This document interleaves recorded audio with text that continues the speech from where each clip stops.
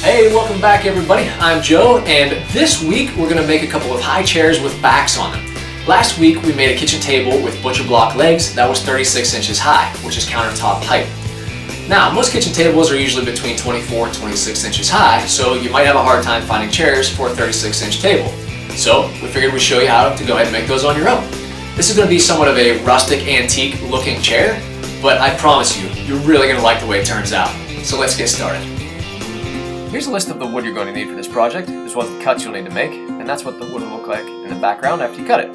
You're going to need a pocket hole jig for this project to make nice pocket holes, and it comes with its own bit, makes it nice and easy. So you're going to put pocket holes in all of your pieces of wood after you cut them. These are the 1x2 pieces. You're going to put one hole in each end of these. You can see there, it gives you a nice pocket hole. You're going to put that in all those 1x2s, and then also in the 2x2s, and then 2 in the 1x3s. And then for the 1x4s, you're going to put holes in the end, as well as on the sides to screw into the seat eventually. And these are the seat pieces here, the 1x4s. You can see I numbered them so you know which ones goes which, and you're going to screw pocket holes in opposite directions. You're going to take those little pieces of 1x4, put a little design like this on it, and cut that off with the jigsaw and sand it down. These are going to be the nice little decorative pieces. You're going to put pocket holes into these as well, so you'll be able to secure these onto the chair legs when we get to that point.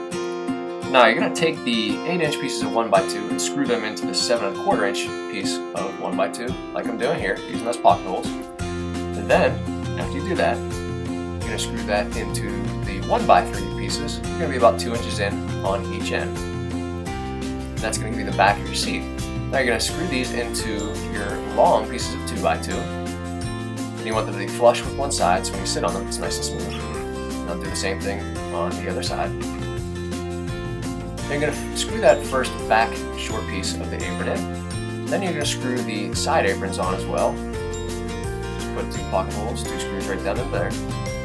Then you're going to screw the other 2 pieces into the shorter legs, make it flush with the top and flush with one side.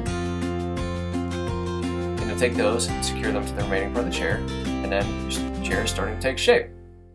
Now at this point, you're going to put on the support pieces. Now, because these only have 1 screw in them, you definitely need to glue these because they'll spin on you if they don't. So make sure you get a good amount of glue on there. Get those pocket holes nice and tight. For these, you can use 2-inch wood screws. Most of the other holes, you're going to use 1¼ inch wood screws for all those pieces. So here's what your chair looks like now with the support pieces. Makes it a lot sturdier. Gives you a little footrest as well.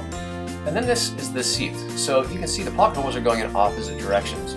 So the screws will be pulling against each other. After you get that together, you just set your chair up on there, make sure it's square, put it in there, and then you also put that last little 15-inch piece of 1x2 in to close the gap. And then there's your finished chair. Now, you're going to take these decorative pieces, as you can see here with the pocket holes, and you're going to screw those into the 2x2 leg, and then also the 1x4 bottom piece.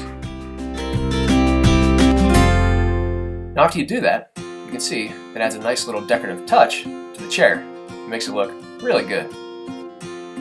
Here's another angle here, just showing you the decorative pieces and a nice back to the piece. Then you need to fill those pocket holes with wood filler that can be sanded and stained.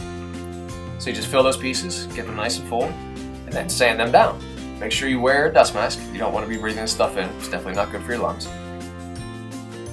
Then after you sand them, you can see here it's nice and smooth. At this point, you can either paint or stain your chairs. Now with a dark walnut minwax stain, remember you want to use rubber gloves, a rag for the stain, and then always wear a mask because these fumes are really strong. And then here's what the chair looks like after taking the stain. And then you want to put 3 layers of polyurethane, water-based polyurethane, on your project, and sand it with 150 grit sandpaper in between in order to make sure it adheres really well. And here's the finished product. You can see they have a nice shine to them from the polyurethane, and they definitely have that antique feel to them, and they just turned out great. Remember, you can always subscribe to the channel if you want to see the videos moving forward. You can always give this a thumbs up if you'd like other people to check it out as well. So until next time, thanks for watching, good luck, and take care.